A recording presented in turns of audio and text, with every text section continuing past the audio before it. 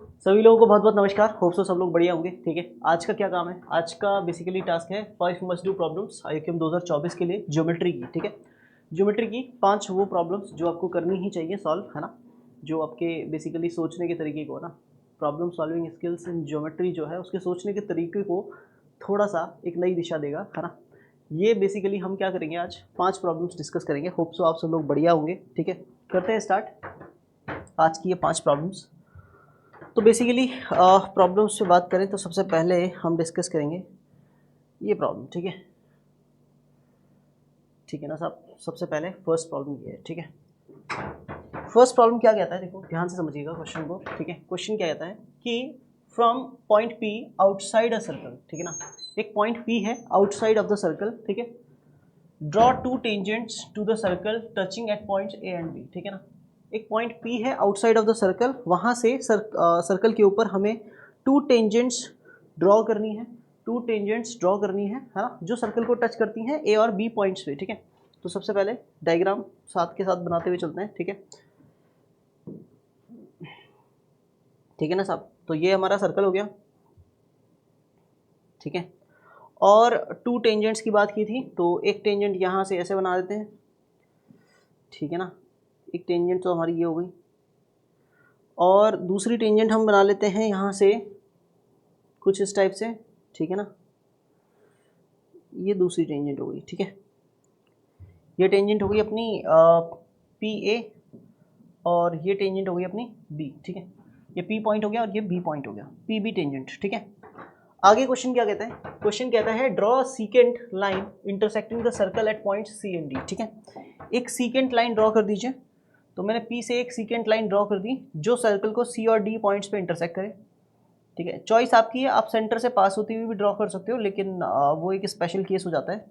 तो आपने क्या किया, कोई ऐसी आपने एक सीकेंट लाइन ड्रॉ कर दी जो सी और डी पॉइंट्स पे सर्कल को इंटरसेक्ट कर रही है। साथ ही साथ उसने लिखा है with C between P and D, है ना। सी जो है वो, सी जो पॉइंट है वो पी और डी के बीच में होना चाहिए। ठीक है, आगे क्वेश्चन कहता है choose point Q on the chord C D. ठीक है ना, क्यू पॉइंट चूज करना है आपको कॉर्ड सी डी के ऊपर। सी डी के ऊपर कहीं पे भी आप क्यू पॉइंट चूज कर सकते हो। ठीक है, तो मान लो क्यू पॉइंट मैंने यहाँ पे चूज कर लिया। ठीक है, ठीक है, क्यू पॉइंट कहाँ चूज करें, यहाँ चूज कर लें। ठीक है, यहाँ पे क्यू पॉइंट चूज कर लिया। ठीक है, अब ये क्यू पॉइंट यहाँ पे चूज इस टाइप से किया है कि such that angle D A Q और पी बी सी बराबर है एंगल डी ए क्यू। ठीक है ना, डी ए क्यू बना देते हैं। तो डी को मिला दिया ए से, ठीक है ना, और ए को मिला दिया क्यू से। डी ए क्यू जो है वो बराबर है किसके, एंगल पी बी सी के, पी बी सी के ना। तो सी पॉइंट पे सी और बी को मिला देना है। ठीक है ना साहब, तो ये कुछ ऐसा हमारा ये एंगल हो गया। इस एंगल को हम डिफरेंट कलर से, है ना, मार्क कर देते हैं कि ये येलो वाला एंगल इस येलो वाले एंगल के बराबर है, या फिर ये बोल देते हैं कि ये एंगल अगर थीटा है या ये एंगल अगर एक्स है तो ये एंगल भी क्या हो गया, एक्स हो गया। ठीक है, अच्छा जी, आगे क्वेश्चन क्या कहता है? आगे क्वेश्चन कहता है prove that angle D B Q, angle D B Q यानी डी और बी को मिलाइए। ठीक है, और बी और क्यू को मिलाइए, बिल्कुल मिला दिया। तो यहाँ पे मिल गया अपने को एंगल डी बी क्यू, ये वाला एंगल। ठीक है ना, इस एंगल को डिफरेंट कलर से, है ना, ये एंगल को मैंने पिंक कलर से कलर किया है। ये हमें बराबर करना है पी ए सी के, पी ए सी के ना। तो पी ए और सी को मिला देते हैं। ठीक है ना, तो ये हमारा बेसिकली क्या हो गया, एंगल पी ए सी हो गया। ये पिंक वाले ये दोनों हमें बराबर करने हैं ना, this is to be done right. Pink is to establish, pink वाला जो है वो हमें इस्टेब्लिश करना है रिलेशन। ठीक है, अच्छा, यानी हमारा सोल्यूशन में हमें ये, है ना, ये वाली चीज़ लेके आनी है, डी बी क्यू और पी ए सी बराबर हैं। ठीक है, और गिवन क्या है वो आपको आइडिया लगी गया है ना। अब इस क्वेश्चन को कैसे सॉल्व करेंगे यार, ये थोड़ा सा चैलेंजिंग है, मतलब बहुत ज़्यादा टफ क्वेश्चन नहीं बोलूँगा, लेकिन हाँ ये अच्छा क्वेश्चन है सीखने के हिसाब से। तो अगर मैं बोलूँ कि सबसे पहले अल्टरनेट सेगमेंट थ्योरम पे बात कर लें, है ना। अल्टरनेट सेगमेंट थ्योरम क्या होता है कि अगर एक सर्कल है, उसकी एक टेंजेंट है, टेंजेंट के पॉइंट ऑफ कॉन्टैक्ट से एक कॉर्ड पास हो रही है, तो कॉर्ड और टेंजेंट के बीच वाला जो एंगल होता है वो कॉर्ड के थ्रू बना हुआ छोटे वाले सेगमेंट में बने हुए किसी भी एंगल के बराबर होता है। छोटा वाला एंगल छोटे सेगमेंट बड़े सेगमेंट के किसी भी एंगल के बराबर होता है, बड़ा एंगल छोटे सेगमेंट के किसी भी एंगल के बराबर होता है, ऑल्टरनेट सेगमेंट थ्योरम, राइट। तो यहाँ पर ये जो एंगल x है ना, ठीक है ना, ये एंगल x बेसिकली ये अपनी टेंजेंट हो गई, ये अपनी कॉर्ड हो गई, टेंजेंट के पॉइंट ऑफ कॉन्टेक्ट से कॉर्ड हो गई, कॉर्ड ने एंगल यहाँ पे बनाया तो इस एंगल के बराबर होगा, है ना। क्या बराबर होगा? बिल्कुल होगा, है ना। अगर बिल्कुल बराबर होगा तो मैं क्या बोल सकता हूँ कि बेसिकली मैं ये बोल सकता हूँ कौन कौन से एंगल बराबर होंगे। सबसे पहली चीज़ तो कि एंगल PBC जो है ना, एंगल PBC जो है वो किसके बराबर होगा? PBC एंगल जो है वो बराबर होगा अपना एंगल CDB के बराबर होगा। ये एंगल भी क्या हो जाएगा? अपना x हो जाएगा। इसकी नेमिंग भी मैं येलो कलर से ही कर देता हूँ, ठीक है, ये x हो जाएगा, ठीक है ना। That is equal to angle BDC, है ना, या BDQ, जो भी आपकी चॉइस है बोलने की, है ना। ओके। और दूसरी बात, अगर मान लो मैं A और B को मिला दूं, ठीक है ना, तो फिर मैं ये भी बोल सकता हूँ कि ये वाला एंगल जो है ना वो इस वाले एंगल के भी बराबर होगा ना, ठीक है ना साहब, इस एंगल के भी क्या होगा? बराबर होगा, ठीक है ना, क्योंकि ये बेसिकली कॉर्ड है, कॉर्ड ने जितना एंगल इधर से बनाया है ये किसी भी सेगमेंट में कहीं पे बनाए बराबर ही होगा, है ना। तो ये x है तो ये भी कितने का होगा? x का होगा। तो this angle is also of measurement x, ठीक है ना साहब। तो मैं क्या बोलूँगा? BDQ के भी बराबर है और BAC के भी बराबर है, ठीक है, एंगल BAC के भी बराबर है, ठीक है साहब। ये अभी जो गिवन था, जो गिवन स्टेटमेंट था उसको हमने डायग्राम में उतार दिया, ठीक है। अब अगली बात कर लेते हैं ना, इसके बाद अगली बात कर लेते हैं। अगली बात क्या कहती है? बहुत ध्यान से समझिएगा, ठीक है। अगली बात ये कहती है कि यार कैसे भी करके है ना, मुझे ये दिख रहा है कि कहीं ना कहीं PAQB, है ना, PAQB एक साइक्लिक क्वाड्रिलेटरल बन सकता है। PAQB अगर साइक्लिक क्वाड्रिलेटरल प्रूव करना है तो हमें कौन कौन से एंगल बराबर करने होंगे? हमें बराबर करने होंगे कौन कौन से एंगल? हमें ये प्रूव करना होगा कि ये एंगल जो है ना और ये एंगल जो है ये दोनों बराबर होने चाहिए। ये दोनों एंगल क्या होने चाहिए? बराबर होने चाहिए, है ना। अब ये दोनों एंगल बराबर कैसे हो सकते हैं? सोचना पड़ेगा, सोचना पड़ेगा, है ना। तो मैंने बोला कि यार देखो दो एंगल है ना, दो एंगल की नेमिंग लिख रहा हूँ मैं, है ना, वो दोनों एंगल बराबर हैं, ठीक है। सोचिएगा एंगल DCB और DAB दोनों बराबर है ना, एंगल DCB जो है ना वो बराबर है एंगल DAB के, ना। ये बात तो आप मानते हैं कि DCB जो है ना, DCB जो है ना वो DAB के बराबर है। तो बच्चों ने कहा बिल्कुल सही है। फिर मैंने बोला कि मैं एंगल DCB जो है ना, ये वाला एंगल, ये एंगल बेसिकली इस ट्राइंगल PCB का एक्सटीरियर एंगल है। क्या है? एक्सटीरियर एंगल है। Exterior angle interior two opposite angles के सम के बराबर होता है ना। तो मैंने क्या किया? मैंने ये बोला साहब, मैंने ये बोला कि मैं DCB की जगह लिखूंगा एंगल BPC और एंगल PBC, है ना। DCB की जगह क्या लिखूंगा? एंगल DCB की जगह मैं लिखूंगा angle BPC, angle BPC plus angle PBC, ये मैंने लिख दिया, ठीक है। फिर DAB की जगह क्या लिखूंगा? DAB एंगल जो है ना उसकी जगह क्या लिखूंगा? DAB एंगल जो है उसको मैं ब्रेक करके DAQ प्लस BAQ लिखूंगा ना, angle DAQ plus angle BAQ, ठीक है। फिर एक बच्चा बोलेगा कि सर यहाँ पे है ना, देखो सर यहाँ पे एंगल PBC जो है ना उसकी मेजरमेंट x है, तो PBC की जगह आप x लिख दो, है ना, और एंगल BPC को एज इट इज रहने दो। मैंने कहा ठीक है। और DAQ जो है ना, DAQ वो भी x है सर, तो DAQ की जगह भी x लिख दीजिए प्लस एंगल BAQ रहने दीजिए। अब क्या करेंगे? x से x कैंसिल हो जाएगा, है ना, तो एंगल BPC किसके बराबर हो जाएगा साहब? BPC बराबर हो जाएगा एंगल BAQ के। और जैसे ये दोनों एंगल बराबर हुए, एंगल BPC ये वाला एंगल और BAQ ये वाला एंगल, जैसे ये दोनों एंगल बराबर हुए तो मैं ये बोल सकता हूं, मैं इसका नाम y रख देता हूं तो इसका भी नाम y हो जाएगा, है ना। तो मैं ये बोल सकता हूं विच इम्प्लाइज दैट कि ये बेसिकली एक ही लाइन सेगमेंट BQ के एक ही साइड पे दो अलग अलग पॉइंट्स पे बनने वाले एंगल्स हैं और बराबर हैं। इसका मतलब ये चारों पॉइंट्स AQBP चारों पॉइंट्स क्या होंगे? कौन साइक्लिक पॉइंट्स होंगे? क्या होंगे? कौन साइक्लिक पॉइंट्स होंगे, ठीक है। तो मैं बोल दूंगा कि AQBP इज साइक्लिक। और जैसे ये क्वाड्रिलेटरल साइक्लिक क्वाड्रिलेटरल हुआ ना, जैसे ये 4 पॉइंट्स कॉन्साइक्लिक हुए है ना, ठीक है, क्वाड्रिलेटरल, ठीक है, जैसे ही 4 पॉइंट्स साइक्लिक क्वाड्रिलेटरल बनाए उसके तुरंत बाद मैं ये बोल सकता हूँ, वेट फॉर अ सेकेंड,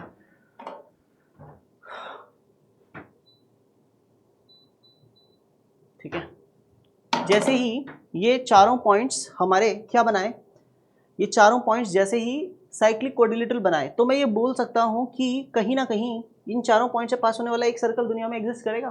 तो आप बोलेंगे बिल्कुल करेगा।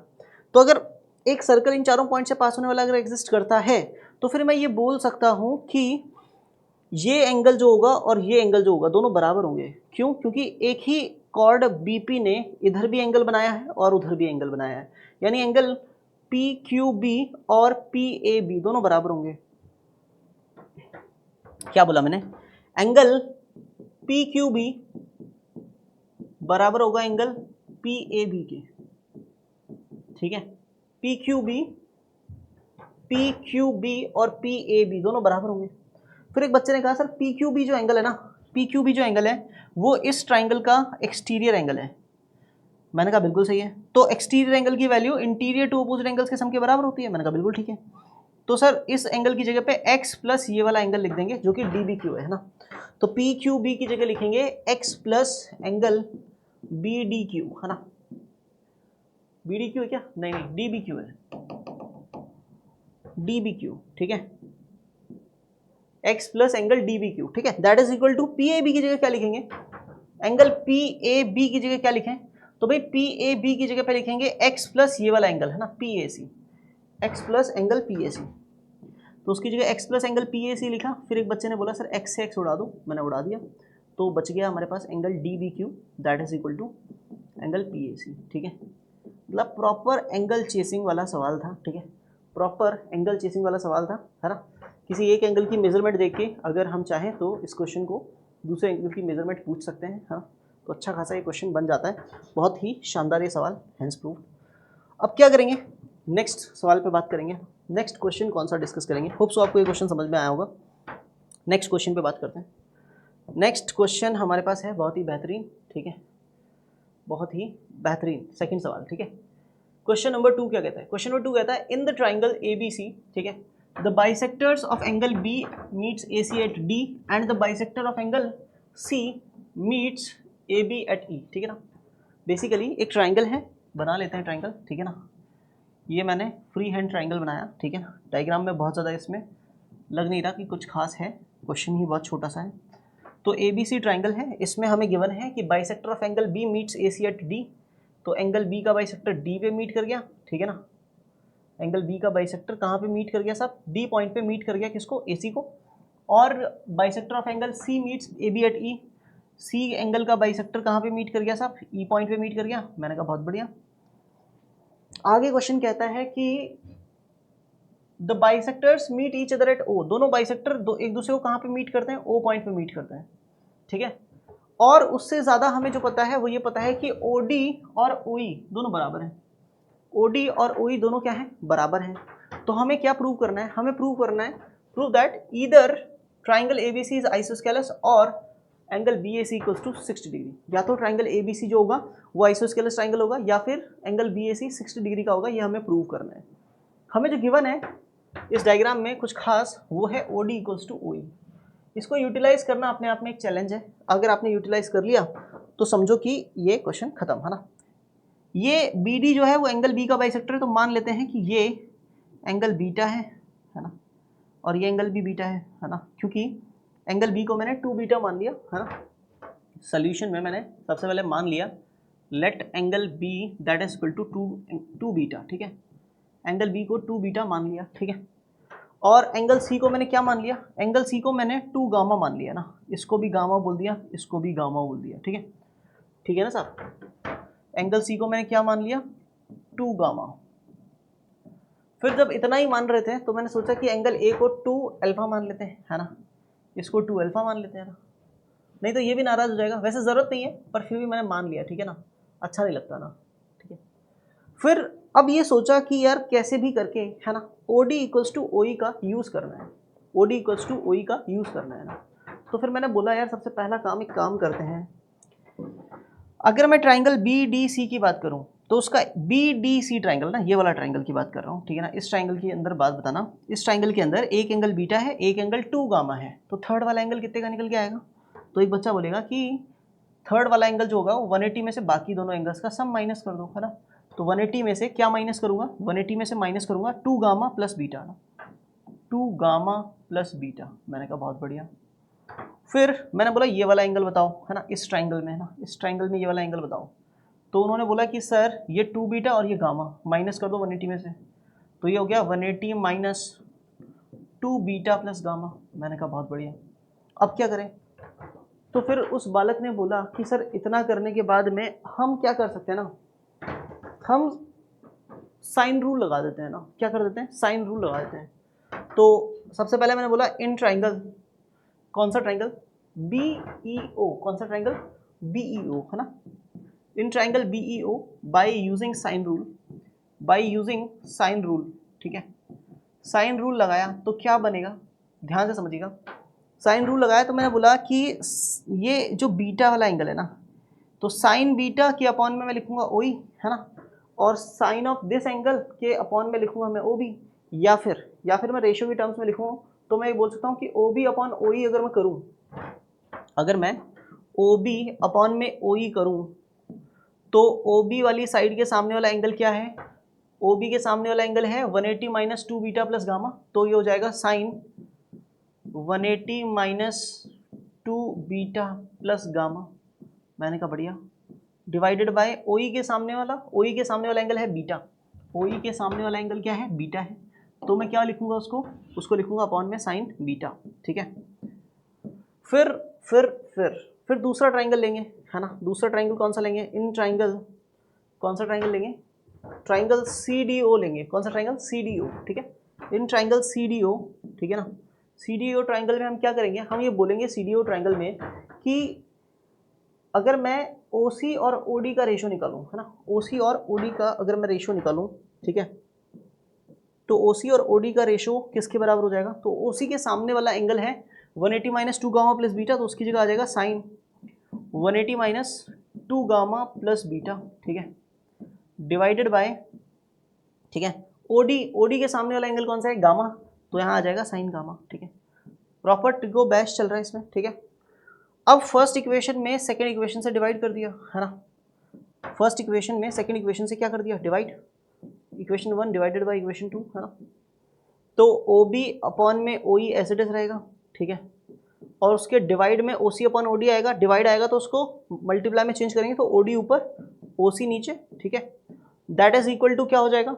दैट इज इक्वल टू ये वाली टर्म एज इट इज लिख दो आप, और आपको पता है sine 180 minus theta sine theta ही होता है ना। सेकंड क्वाड्रेंट में साइन पॉजिटिव रिजल्ट देगा, तो ये हो जाएगा साइन 2 बीटा प्लस गामा, है ना, अपॉन में आएगा साइन बीटा, ठीक है। मैंने कहा बढ़िया। और मल्टीप्लाई में ये डिवाइड वाली टर्म है तो ये रेसिप्रोकल हो जाएगी, तो साइन गामा ऊपर आएगा और sine 180 minus theta sine theta होता है। That's why we can say that, क्या बोल सकते हैं हम, इसको लिख सकते हैं साइन 2 गामा प्लस बीटा, ठीक है, ठीक है ना। अब क्या करें? अब क्या करें सर? तो देख यार, ओडी और ओई बराबर थे तो दोनों कट गए ना। ओडी और ओई दोनों बराबर थे तो कट गए, ठीक है, दोनों बराबर थे इसलिए दोनों कट गए। अब जब दोनों कट गए तो उसके बाद क्या करें? उसके बाद एक काम कर सकते हैं, O B upon O C that is equal to, मेरे पास एक वैल्यू आ जाएगी, क्या? ये पूरी वैल्यू ना, साइन गामा अपॉन में साइन बीटा, ठीक है ना, मल्टीप्लाई में sine 2 beta plus gamma upon में साइन 2 गामा प्लस बीटा, ठीक है ना साहब। तो एक बच्चा बोलेगा बिल्कुल सही है सर। फिर मैं बोलूँगा यार एक काम करते हैं, अब हम triangle, in triangle B O C, हम इसमें बी ओ सी ट्राइंगल में क्या कर सकते हैं, है ना, इसमें भी साइन रूल लगा देते हैं बाय यूजिंग साइन रूल, ठीक है, इसमें भी साइन रूल लगा देते हैं। तो इसमें साइन रूल लगाएंगे तो क्या होगा? इसमें हम ओ बी और ओ सी को ही कंसिडर करेंगे, ओ बी और ओ सी को ही कंसिडर करेंगे। तो ओ बी अपॉन ओ सी लिखा मैंने, ठीक है, तो उसका वैल्यू किसके बराबर आएगा? तो एक बालक बोलेगा कि सर ओ बी के सामने वाला एंगल है गामा, तो ये आ जाएगा साइन गामा सामने, और OC के सामने वाला एंगल बीटा है, तो यहाँ पे आ जाएगा साइन बीटा। तो ये इक्वेशन हुआ था थर्ड और ये इक्वेशन हो गया 4। अब आप चाहो तो ये वाला वैल्यू उठा के इधर रख दो या फिर कंपेयर करा लो, आपकी चॉइस है। तो है ना, मैं क्या करूँगा, थर्ड इक्वेशन से वैल्यू उठा के रख दूंगा। तो OB अपॉन OC की जगह ये वाली वैल्यू रखी मैंने यहाँ पे, साइन गामा अपॉन में साइन बीटा मल्टीप्लाई में साइन 2 बीटा प्लस गामा, ठीक है ना साहब, अपॉन में sine 2 gamma plus beta, 2 gamma plus beta, ठीक है, that is equal to sine gamma upon sine beta. और एक बच्चे की आंखें चमक गई, वो बोलेगा सर ये दोनों कट गए, है ना, ठीक है, ये दोनों कट गए। मैंने कहा बहुत सही बहुत सही। इक्वल टू में अब क्या बचा, तो अब 1 बचा, तो इस नीचे वाले टर्म को उधर फेंक देते हैं सर। मैंने कहा फेंक दे। तो जैसे ही नीचे वाले टर्म को उधर फेंका तो sine 2 beta plus gamma that is equal to sine 2 gamma plus beta ना, ठीक है ना साहब। तो अब यहाँ पर ये दोनों बराबर है ना, यहाँ पर ये दोनों बराबर हैं, तो इसके दो अर्थ हो सकते हैं, ठीक है ना। केस वन, अगर साइन ऑफ ये वाला एंगल और साइन ऑफ ये वाला एंगल बराबर है तो पहली कंडीशन ये है कि दोनों एंगल आपस में एज इट इज बराबर हो जाएं, है ना, दोनों एंगल आपस में एज इट इज बराबर हो जाएं, यानी 2 बीटा प्लस गामा बराबर हो जाए 2 गामा प्लस बीटा के, है ना। और दूसरा केस है कि केस नंबर 2 क्या है, केस नंबर 2 कहता है कि हो सकता है कि 2 बीटा प्लस गामा जो है ना ये बराबर हो जाए किसके, ये बराबर हो जाए किसके, हो सकता है कि यहाँ पे साइन 180 माइनस ये वाला एंगल लिखा हुआ हो, है ना। तो हो सकता है कि ये इसके डायरेक्टली बराबर अगर ना हो तो किसके बराबर हो जाए, ये 180 माइनस इस एंगल के बराबर हो जाए, है ना, बिल्कुल हो सकता है। ये दो चॉइसेस हमारे पास हमेशा है। तो हमने क्या किया, पहली चॉइस लगा दी, उसके हिसाब से हमने देखा कि बीटा इधर आके 2 बीटा में से माइनस हुआ तो बीटा बच गया, और गामा उधर जाके 2 गामा में से माइनस हुआ तो गामा बच गया। और जैसे ही बीटा और गामा बराबर हुए तो 2 बीटा और 2 गामा भी बराबर होंगे, तो ये इंप्लाई करेगा कि एंगल बी और एंगल सी बराबर हो जाएंगे ट्राइंगल के। तो ये इंप्लाई करेगा कि ट्राइंगल एबीसी इज आइसोस्केलस, ठीक है ना, ट्राइंगल एबीसी इज आइसोस्केलस। तो पहला पॉइंट तो यहाँ से आ गया कि ट्राइंगल एबीसी आइसोस्केलस कैसे होगा ना, ठीक है। दूसरी बात, अगर इसके थ्रू जाएं, इसके हिसाब से जाएं, ठीक है ना, इसके हिसाब से अगर जाएं तो माइनस का देखो 2 गामा इधर आएगा तो प्लस का 2 गामा, तो गामा पहले से है तो 3 गामा हो जाएगा, और माइनस का बीटा अगर इधर आएगा तो प्लस का बीटा, तो 2 बीटा और बीटा 3 बीटा, तो 3 कॉमन ले लेंगे, गामा प्लस बीटा रह जाएगा, दैट इज इक्वल टू 180। तो ये 3 इधर डिवाइड में चला जाएगा तो गामा प्लस बीटा कितना आ जाएगा, 60 डिग्री आ जाएगा, ठीक है।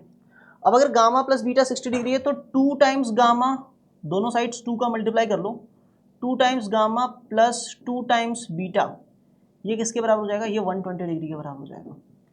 अब अगर आपसे कोई पूछेगा कि एंगल ए कितना होगा तो आप क्या करोगे, आप 180 में से 2 बीटा और 2 गामा माइनस कर दोगे, ठीक है। तो जैसे आप माइनस करोगे तो आपको पता चलेगा कि 180 में से आपने ये माइनस कर दिया कितना 120, तो कितना बचेगा 60 डिग्री बचेगा। तो हम ये बोल सकते हैं कि एंगल बी ए सी कितने का होगा, 60 डिग्री का। तो दो केसेस यहाँ से अराइज होंगे। पहला केस ये होगा कि हो सकता है कि ट्राइंगल एबीसी आइसोस्केलस ट्राइंगल हो, और दूसरा केस हो सकता है कि एंगल बीएसी कितना हो, 60 डिग्री का हो। होप सो आपको ये क्वेश्चन समझ में आएगा। बहुत ही अल्टीमेट सवाल था, जहरीला सवाल था, ठीक है, IUQM लेवल का था, ठीक है। बढ़ते हैं नेक्स्ट पॉइंट पे, है ना, नेक्स्ट क्वेश्चन पे, ठीक है। तो नेक्स्ट क्वेश्चन पे बात कर लेते हैं साहब। नेक्स्ट क्वेश्चन क्या कहता है, नेक्स्ट क्वेश्चन अपने आप में अमेजिंग सवाल है ना, आंसर भी आपको दिख ही रहा होगा। क्वेश्चन कहता है इन स्क्वायर ABCD, ठीक है, विद डायगोनल 1, एक स्क्वायर है ABCD, उसका डायगोनल का लेंथ है 1 यूनिट। डायगोनल का लेंथ कितना है, 1 यूनिट है, ठीक है। तो डायगोनल का लेंथ 1 यूनिट है, तो क्या करना है इस क्वेश्चन में, E is on AB and F is on BC। E point जो है वो AB के ऊपर है, F पॉइंट जो है वो BC के ऊपर है, ठीक है। तो इस क्वेश्चन को फर्दर कैसे सॉल्व करेंगे, ध्यान से समझिए। पहले डायग्राम बना लेते हैं। आई नो कुछ लोगों ने देख लिया, टी मेक्स अ टीचर, ठीक है। बेसिकली ये अपना एक स्क्वायर बना लिया अपन ने, ठीक है, ABCD, ठीक है, ध्यान से समझिएगा, ABCD, ठीक है, ये अपना एक स्क्वायर है। आगे क्वेश्चन कहता है कि E इज ऑन AB, तो E पॉइंट यहाँ पे मान लेते हैं AB के ऊपर है, ठीक है, यहाँ मान लेते हैं साहब, है ना, E पॉइंट AB के ऊपर, ठीक है। और F point is on BC, तो F पॉइंट यहां मान लेते हैं, ठीक है। आगे क्वेश्चन कहता है measure of angle BCE, BCE है ना, तो C और E को मिला देते हैं, C और E को मिला दिया मैंने, तो ये मेजर ऑफ एंगल BCE किसके बराबर है साहब, ये वाली मेजरमेंट जो है ये बराबर है BAF के, BAF के, तो A और F को मिला दिया, ठीक है ना साहब, और मिलाने के बाद में इस एंगल के बराबर है, और ये भी एंगल उतना ही जितना ये एंगल है, कितने का है दोनों, 30 डिग्री का, ये भी 30 डिग्री का है और ये भी 30 डिग्री का है, ठीक है। आगे क्वेश्चन क्या कहता है, CE and AF intersect at G, CE और AF दोनों G पॉइंट पे इंटरसेक्ट करते हैं, है ना, G पॉइंट पे दोनों क्या कर दिए, इंटरसेक्ट कर दिए, ठीक है। अब आगे क्वेश्चन क्या कहते हैं, compute the distance between the in centres of triangles AGE and CGF। Triangle AGE और CGF, G पॉइंट को यहाँ लिख रहा हूँ मैं, ठीक है, G पॉइंट को यहाँ लिख रहा हूँ, ठीक है ना।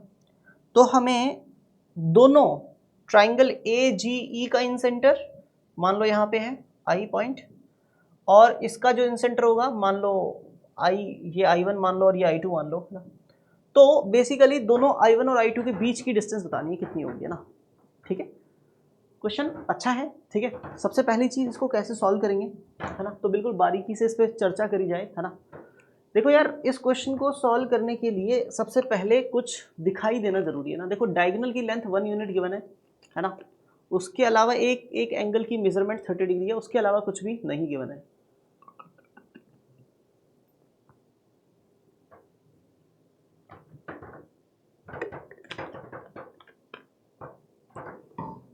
देखो इस टाइप के क्वेश्चन को कैसे सॉल्व करेंगे, बहुत ध्यान से समझिएगा, ठीक है, बहुत ही ध्यान से समझिएगा। पहले तो मैंने डायगोनल AC ज्वाइन कर दिया ना, क्योंकि वही डायगोनल है जो इसमें थोड़ा बहुत काम आ सकता है, उसके अलावा कोई भी चीज़ काम नहीं आएगी, ठीक है। अच्छा ठीक है, दूसरी बात, अगर मुझे इन सेंटर्स के बीच की डिस्टेंस निकालनी है तो पहले मुझे इन दोनों ट्राइंगल्स को जानना होगा, दोनों ट्राइंगल्स को अच्छे से जानना होगा, है ना। तो बहुत ध्यान से समझना, मैंने ये बोला कि क्योंकि ABCD एक स्क्वायर है, ठीक है, तो हर एक एंगल 90 का होगा, तो एंगल B भी 90 का होगा, तो एक बच्चे ने कहा बिल्कुल सही है। फिर मैंने बोला क्योंकि ट्राइंगल BCE में ये एंगल 30 है, ये 90 है, तो ये एंगल कितने का होगा, तो उसने तुरंत बोल दिया सर ये एंगल 60 डिग्री का होगा। मैंने कहा बहुत बढ़िया। फिर मैंने बोला कि अगर एंगल BEC कितने का होगा, 60 डिग्री का होगा, ठीक है, एंगल अगर BEC कितने का होगा, 60 डिग्री का होगा, तो डेफिनेटली ये एक्सटीरियर एंगल है इस ट्राइंगल GEA का, तो एक्सटीरियर एंगल जो होता है वो इंटीरियर टू अपोजिट एंगल्स के सम के बराबर होता है। तो ये जो एंगल 60 डिग्री का है ये एंगल प्लस ये एंगल दोनों के सम के बराबर होगा कि नहीं होगा, तो बोलेंगे बिल्कुल होगा। तो फिर मैंने बोला इनमें से एक एंगल तो 30 का है, तो दूसरे वाला कितने का होगा, तो बोला दूसरे वाला भी 30 का ही हो जाएगा। तो यहां से जो बात निकल के आई कि अगर एंगल BEC 60 डिग्री का है तो एंगल AGE और एंगल जो अपना निकल के आया था BAC जो था, BAF जो था, दोनों बराबर हो जाएंगे, 30 डिग्री के हो जाएंगे, राइट। तो एंगल AGE कितने का हो जाएगा, AGE हमारा 30 डिग्रीज का हो जाएगा, ठीक है। अब जैसे ये एंगल 30 डिग्री का हो गया, ये एंगल भी 30 डिग्री का था, तो इसका मतलब ट्राइंगल AEG जो है वो आइसोस्केलस ट्राइंगल है ना, तो which implies that triangle AEG is isosceles triangle. क्या है ये, आइसोस्केलस ट्राइंगल है, ठीक है, ये आइसोस्केलस ट्राइंगल है। अब जब ये ट्राइंगल आइसोस्केलस हो गया तो आपको ये भी पता होना चाहिए कि ये एंगल अगर 30 का है तो ये एंगल भी 30 का ही होगा, वर्टिकली अपोजिट एंगल्स, है ना, वर्टिकली अपोजिट एंगल्स, ठीक है, तो ये एंगल भी 30 डिग्री का होगा। यानी इन शॉर्ट, है ना, इन शॉर्ट ट्राइंगल CFG भी क्या होगा, CFG भी क्या होगा, is also cyclic, sorry is also isosceles triangle, है ना, ठीक है। अच्छा ये भी आइसोस्केलस ट्राइंगल हो गया। अब क्या करें सर, इतनी बात समझ में आ गई, अब क्या करें। अब यार एक बात देखो, इन सेंटर का क्या काम होता है, इन सेंटर का क्या काम होता है, इन सेंटर क्या करता है, इन सेंटर क्या करता है, तो सबसे पहली चीज़ इंसेंटर जो भी करता है, मुझे इंसेंटर के बीच की डिस्टेंस चाहिए, और डिस्टेंस मेरे पास सिर्फ डायगोनल के नाम पर डायगोनल की डिस्टेंस 1 है, डायगोनल की लेंथ 1 है, उसके अलावा कुछ भी नहीं है। तो पहले डायगोनल की लेंथ को साइड्स की लेंथ पर लेकर आते हैं, ठीक है, क्योंकि डायगोनल की लेंथ 1 है ना। तो मैं ये बोल सकता हूँ कि ये जो अपना ट्राइंगल है ना, ट्राइंगल ACE ट्राइंगल है ना, इन ट्राइंगल ACE थोड़ी सी इसमें क्या कर देते हैं, ACE ट्राइंगल में, ठीक है ना, थोड़ी सी हम क्या लगा देते हैं, साइन रूल लगा देते हैं इसमें, है ना। तो मैं कैलकुलेट कर लेता हूँ AE का लेंथ, है ना, तो हमारा काम हो जाएगा। तो AE और AC का रेशियो निकालते हैं ना, AE अपॉन AC किसके बराबर होगा, ठीक है ना साहब। तो AE का लेंथ और AC का लेंथ का रेशियो निकाला, तो भाई AE के सामने वाला ये एंगल कितने का होगा, आपको पता है ना, स्क्वायर का डायगोनल दोनों एंगल को बाइसेक्ट करके जाता है। ये एंगल 90 डिग्री का अगर है तो ये डायगोनल क्या करेगा, इधर भी 45 डिग्री छोड़ के जाएगा, उधर भी 45 डिग्री छोड़ के जाएगा, ठीक है ना। तो अगर स्क्वायर का डायगोनल एंगल को बाइसेक्ट करता ही है, तो ये वाला एंगल 45 डिग्री का अगर है, तो ये एंगल कितने का बचा, तो एक बच्चा बोलेगा ये एंगल 15 डिग्री का बच जाएगा, ठीक है। तो सर AE अपॉन AC अगर आप लिख रहे हो, तो AE के सामने वाला एंगल है 15 डिग्री, है ना, AE के सामने वाला एंगल है 15 डिग्री, तो यहाँ पे लिखोगे साइन 15, ठीक है, मैंने कहा बढ़िया, अपॉन में AC के सामने वाला एंगल कौन सा है, AC के सामने वाला एंगल जो है ना सर, ये वाला एंगल है, ये 120 का है ना। तो यहाँ पे आ जाएगा सर साइन 120, मैंने कहा बढ़िया, बहुत ही बढ़िया। अब क्या करें, है ना, तो अब ये कर सकते हैं कि AE की वैल्यू निकाल सकते हैं। AC तो अपना 1 है, क्योंकि हमें गिवन है AC कितना है, 1 है, डायगोनल का लेंथ कितना है, 1, तो AC की जगह तो 1 लिखा हुआ है, तो 1 को लिख दिया और AC को गायब कर दिया। AE that is equal to sine 15 क्या होता है, साइन 15 की वैल्यू पता है आपको, साइन 60 माइनस 45 करके आप निकाल सकते हो, है ना। तो साइन 60 माइनस साइन 45 करोगे तो √3 माइनस 1 अपॉन 2√2 आ जाएगी वैल्यू, ठीक है। ये वैल्यू मैंने साइन 15 की रख दी, है ना, रख दी, ठीक है, रख दें क्या, या रुके, रुक सकते हैं ना। AE की वैल्यू अपनी साइन 15 अपॉन में साइन 120 है ना, उसको अपन साइन 60 लिख देते हैं, ठीक है, थोड़ी देर के लिए, ठीक है। अब AE की वैल्यू आने के बाद में मैंने बोला, इसके बाद में मैंने बोला कि अगर आप थोड़ा सा ध्यान से सोचें, है ना, तो यहाँ पे जो भी इसका इन सेंटर है ना, जो भी इसका क्या है, इन सेंटर है ना, ठीक है ना, I1 I2 नहीं करते हैं, बस इसके इन सेंटर की बात कर लेते हैं, है ना, इसकी क्या, किसकी बात कर लेते हैं, इन सेंटर की बात कर लेते हैं ना। देखो यार, जो लेंथ AE का आया है वही लेंथ आगे चल के CF का आएगा, ये आप मानते हो क्या, ये बताओ। क्योंकि CF वाले जो ट्राइंगल में भी है ना AC कॉमन है ना कहीं मैं ये बोल सकता हूँ कि AEC जो ट्राइंगल है और CFA जो ट्राइंगल है दोनों कॉन्ग्रुएंट है, क्योंकि AC साइड कॉमन है, और ये एंगल भी 45, ये भी 45, ये भी 120, ये भी 120, है ना। तो कहीं ना कहीं दोनों ट्राइंगल कॉन्ग्रुएंट हैं, तो कहने का मतलब AE और CF बराबर ही हैं, AE और CF बराबर हैं, इसलिए आप ये समझिए कि ट्राइंगल AEG और CFG दोनों कॉन्ग्रुएंट हैं। कहीं ना कहीं ट्राइंगल AEG और CFG दोनों ट्राइंगल क्या है, कॉन्ग्रुएंट है, ठीक है ना। और क्योंकि दोनों ट्राइंगल्स कॉन्ग्रुएंट हैं, इसलिए कहानी थोड़ी आसान हो जाती है। आइसोस्केलस ट्राइंगल भी है दोनों, तो अगर ये एक आइसोस्केलस ट्राइंगल है जिसमें AB और AC बराबर हैं, बहुत ध्यान से समझिएगा, तो आइसोस्केलस ट्राइंगल में अगर बेस से परपेंडिकुलर में डालूंगा, है ना, तो आपको ये समझने की जरूरत है उसी परपेंडिकुलर के ऊपर ही कहीं इंसेंटर लाई कर रहा होगा, है ना।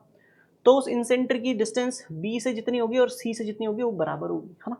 यानी सिंपल भाषा में आप ये समझिए कि अगर मुझे दोनों इंसेंटर्स के बीच की डिस्टेंस निकालनी है, तो दोनों इंसेंटर्स को मिलाने वाली लाइन, ये बात तो क्लियर है कि कहाँ से जाएगी, G पॉइंट से होते हुए जाएगी। क्यों G पॉइंट से होती हुई क्यों जाएगी, क्योंकि इंसेंटर को जैसे आप G से मिलाओगे तो वो इंसेंटर से मिलाने वाली लाइन एंगल बाइसेक्टर होगी, तो ये भी 15 डिग्री होगा और ये भी 15 डिग्री होगा। एज इट इज इंसेंटर को यहाँ से मिलाओगे तो ये भी 15 डिग्री होगा, ये भी 15 डिग्री होगा। कहीं ना कहीं वर्टिकली अपोजिट एंगल्स बराबर होने के वजह से मुझे ये लग रहा है कि दोनों इन सेंटर्स को मिलाने वाली लाइन G से पास होगी, और जब दोनों इन सेंटर्स को मिलाने वाली लाइन G से पास होगी तो definitely we can say that कि, है ना, वी कैन से दैट कि जो इन सेंटर और G के बीच की डिस्टेंस है ना, उसको निकाल के अगर डबल कर दिया जाए तो आई थिंक दोनों इन सेंटर्स के बीच की डिस्टेंस आ जाएगी, है ना। और इन सेंटर और G के बीच की डिस्टेंस निकालने से अच्छा है मैं इन सेंटर और A के बीच की डिस्टेंस निकाल लूँ, क्योंकि मुझे ये एंगल 30 डिग्री पता है, ये एंगल मैं 15 डिग्री बोल सकता हूँ, है ना। और यहाँ से मैं ऑल्टीट्यूड डाल दूँ, अगर परपेंडिकुलर अगर मैं डाल दूँ तो मेरा वो भी काम हो जाएगा, है ना। कौन सा काम हो जाएगा? ये भी काम हो जाएगा कि यार कहीं ना कहीं मुझे जो कैलकुलेट करना था ना, उसमें कैलकुलेशन में थोड़ी सी आसानी मिल जाएगी। मुझे ए आई निकालना है, मुझे ए ही पता है, और ये एंगल 60 डिग्री का पता है ना, क्योंकि 120 का एंगल था, तो यहाँ से परपेंडिकुलर डाल रहा हूँ मैं, या फिर आई को मिला रहा हूँ, तो कहीं ना कहीं चीज़ें वहाँ से आसान हो जाएंगी ना। तो मैंने क्या किया, मैंने सिंपल भाषा में थोड़ा सा डायग्राम को फेयर कर देता हूँ मैंने बोल दिया यहाँ पे इन सेंटर अगर है, उसको ए से मिलाया और उसको जी से मिलाया, ठीक है ना।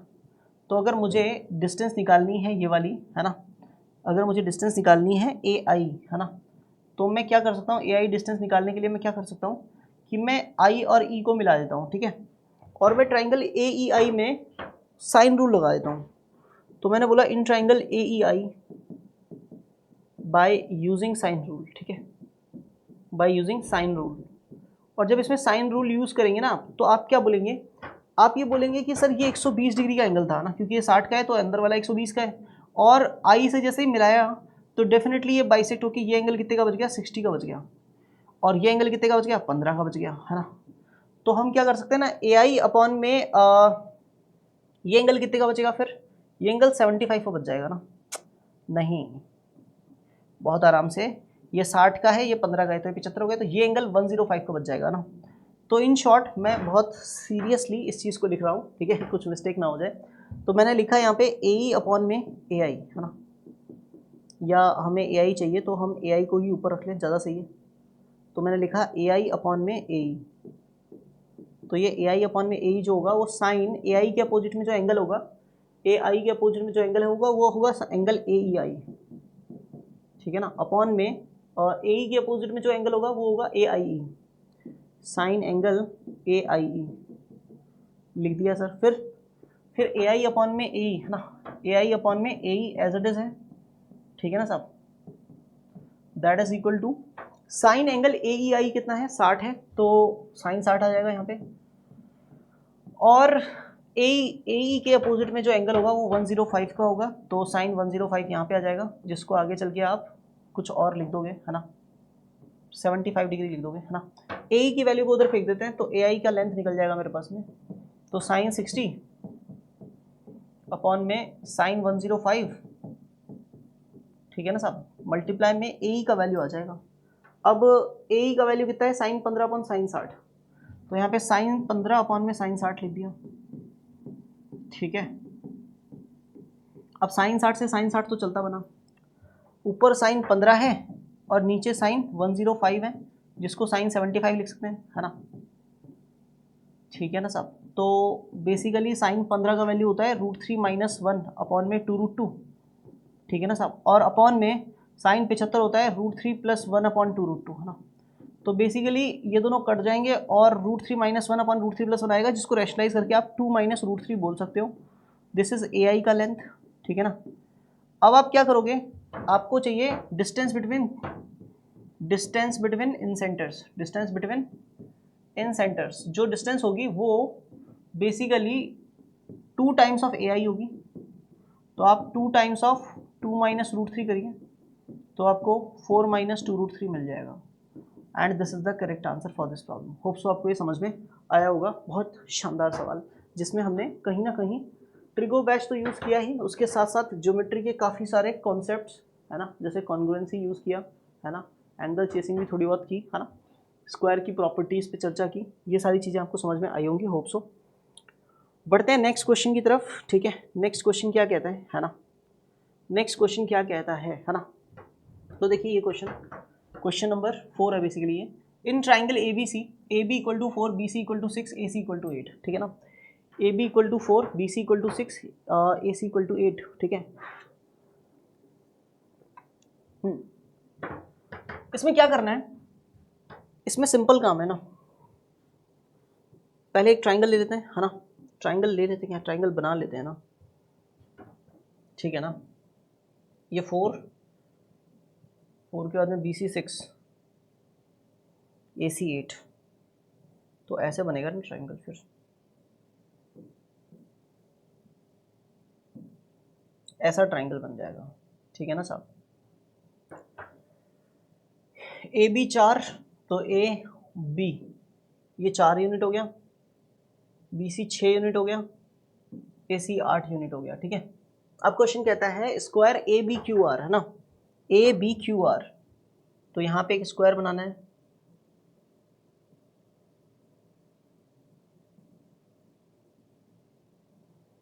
ठीक है ना साहब। ये स्क्वायर बना दिया यहाँ पे, और एक स्क्वायर बनाना है बी सी एस टी, है ना, ठीक है ना साहब। ये स्क्वायर बना दिया साहब,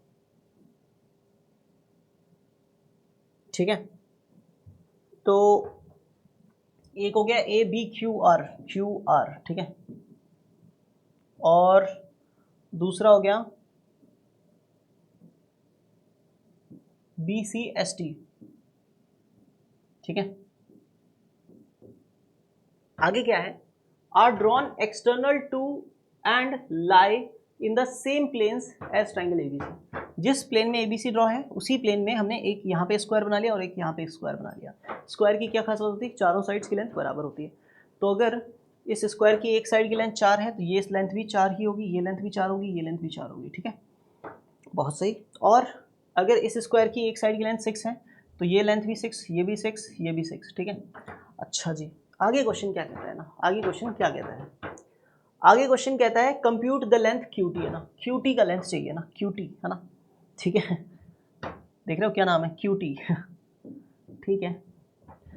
तो क्यू टी की लेंथ कैलकुलेट करनी है, तो क्यू और टी को मिला दिया मैंने, क्यू और टी को मिला दिया मैंने, ठीक है।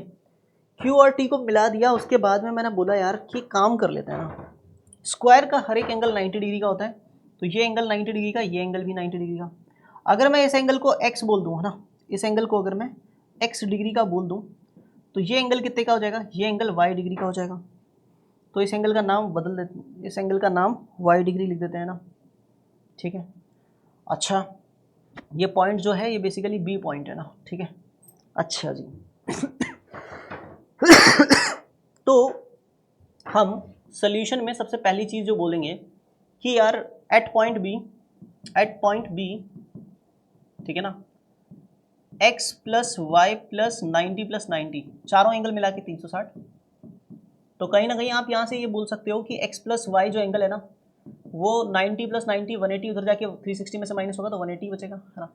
This is the first point, ठीक है। x प्लस वाई कितना हो गया, 180 डिग्री हो गया, ठीक है sir, x plus Y 180 degree हो गया, कोई बात नहीं, बहुत बढ़िया। फिर मैंने बोला यार कॉस x का वैल्यू किसके बराबर होगा, तो cos x equal to cos x की वैल्यू निकाली यहाँ से, तो हो गई 180 माइनस वाई, और कॉस 180 माइनस वाई क्या होगा, माइनस का कॉस वाई हो जाएगा।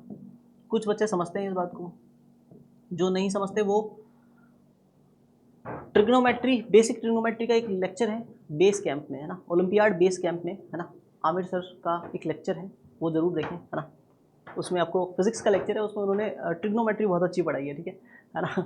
मैंने भी पढ़ाई हुई है ना, वहाँ पे भी आप जा सकते हो, बट अगर उसमें जाओगे तो उसमें आपको थोड़ा सा डिटेल में मिलेगा ना, बहुत खोल के उन्होंने ट्रिग्नोमेट्री बहुत अच्छे से सर ने समझाई है, वहाँ से आप समझ सकते हो, ठीक है।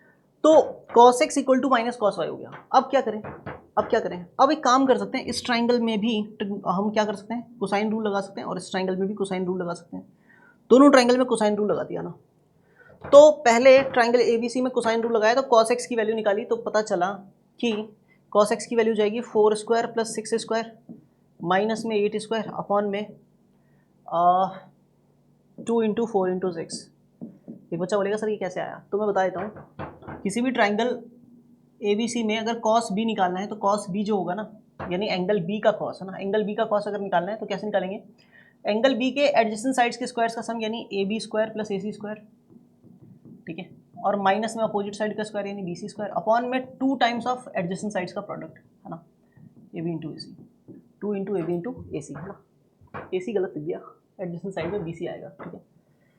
हाँ, 2 बार गलती की, ऊपर भी गलती की और नीचे भी गलती की, है ना, ठीक है। तो एडजेसेंट साइड्स के स्क्वायर का सम यानी AB square plus BC square, AB square plus BC square minus में अपोजिट साइड का स्क्वायर यानी AC स्क्वायर। बोला बिल्कुल सही मैंने, लिख गलत दिया, ठीक है, अपॉन में 2 इंटू AB इंटू BC, ठीक है। तो यहाँ पे क्या हो जाएगा 4 square plus 6 square minus 8 square upon में 2 into 4 into 6 that is equal to minus का sine as it is cos Y की जगह क्या लिखेंगे, वाई जो है इस वाले ट्राइंगल में है ना, इस ट्राइंगल में क्या लगाएंगे कोसाइन रूल, तो बोलेंगे एडजेसेंट साइड्स के स्क्वायर्स का सम यानी 4 square plus 6 square, 4 square plus 6 square, ठीक है ना साहब, माइनस में QT square third opposite side का स्क्वायर अपॉन में 2 इंटू 4 इंटू 6। अब क्या करें सर, 2 इंटू 4 इंटू 6 तो कट जाएगा, यहाँ पे 4 का स्क्वायर 16, 6 का स्क्वायर 36, 16 36 52 हो जाएगा, माइनस में 8 का स्क्वायर 64, ठीक है, that is equal to minus as it is 4 का स्क्वायर 16, 6 का स्क्वायर 36, दोनों मिला के 52, बाहर से माइनस का मल्टीप्लाई करोगे तो माइनस 52 और माइनस माइनस प्लस का क्यूटी स्क्वायर। अब एक बालक बोलेगा सर 52 को इधर ले जाओ प्लस का हो जाएगा, तो 52 इधर आके 52 में ऐड होगा 104 हो जाएगा, उसमें 64 माइनस करोगे तो 40 बचेगा, that is equal to QT square. तो सर स्क्वायर रूट लोगे तो क्यूटी एज इट इज रहेगा, 40 को 4 इंटू 10 लिखोगे तो 4 का स्क्वायर रूट 2 बच जाएगा, रूट में 10 बच जाएगा, तो this is 2 root 10 which is QT का लेंथ। बहुत ही अमेजिंग, आसान लेकिन अच्छा सवाल, ठीक है। चलिए बढ़ते हैं आगे नेक्स्ट प्रॉब्लम पे, लास्ट प्रॉब्लम पे, ठीक है। लास्ट प्रॉब्लम क्या कहती है बहुत ध्यान से समझिएगा। लास्ट प्रॉब्लम कहती है point P lies, point P is on the hypotenuse EN of right triangle BEN। एक राइट ट्राइंगल BEN है, एक राइट ट्राइंगल BEN ड्रॉ किया, ठीक है ना, ये एक राइट ट्राइंगल है BEN, ठीक है, इसका हाइपोटेनियस है EN, तो हाइपोटेनियस EN डिनोट कर दिया, तो तुरंत पता चल गया कि B पॉइंट पे राइट एंगल बनेगा, बना दिया, ठीक है, बना दिया। अब इसके आगे क्या हुआ, इसके आगे ये हुआ कि एक पॉइंट P है हाइपोटेनियस EN पे, मान लो पॉइंट P यहाँ पे है, ठीक है ना, पॉइंट P यहाँ पे है, ठीक है, such that BP bisects angle EBN। B और P को अगर आप मिलाओगे, B और P को आप मिलाओगे अगर, तो ये बाइसेक्ट करेगा किसको साहब, ये किसको बाइसेक्ट करेगा, एंगल EBN को, EBN को बाइसेक्ट करेगा, यानी ये एंगल और ये एंगल बराबर होंगे। तो एक बच्चे ने तुरंत बोल दिया ये भी 45 का होगा और ये भी 45 का होगा। मैंने कहा बहुत बढ़िया, बहुत शानदार। आगे क्या है, आगे है सर कि perpendiculars PR and PS are drawn. PR perpendicular draw किया है और PS परपेंडिकुलर ड्रॉ किया है ऑन BE एंड BN, ठीक है ना। तो BE के ऊपर PR परपेंडिकुलर है और BN के ऊपर PS परपेंडिकुलर है ना, ठीक है, ये PS हो गया और ये PR हो गया, ठीक है, ये परपेंडिकुलर्स हमने ड्रॉ कर दिए, ठीक है सर। आगे क्वेश्चन क्या कहता है, रेस्पेक्टिवली EN इक्वल टू 221 है, EN इक्वल टू कितना है 221, EN इक्वल टू 221 है ना, ठीक है, और PR इक्वल टू 60 है, PR इक्वल टू कितना है 60 है, PR 60 है ना, ठीक है, PR कितना है 60 है। तो हमें 1/BE प्लस 1/BN की वैल्यू पता करनी है, ठीक है। तो यार बहुत ध्यान से समझो, अगर PR 60 है और PRB एक राइट एंगल ट्राइंगल है जिसका एक एंगल 90 का है और एक एंगल 45 का है, तो तीसरा एंगल कितने का होगा 45 का ही होगा, तो ये आइसोस्केलस ट्राइंगल हो गया। तो ये अगर 60 है ना तो ये भी 60 ही होना मांगता है, ठीक है। फिर एक बालक ने कहा बिल्कुल सही है।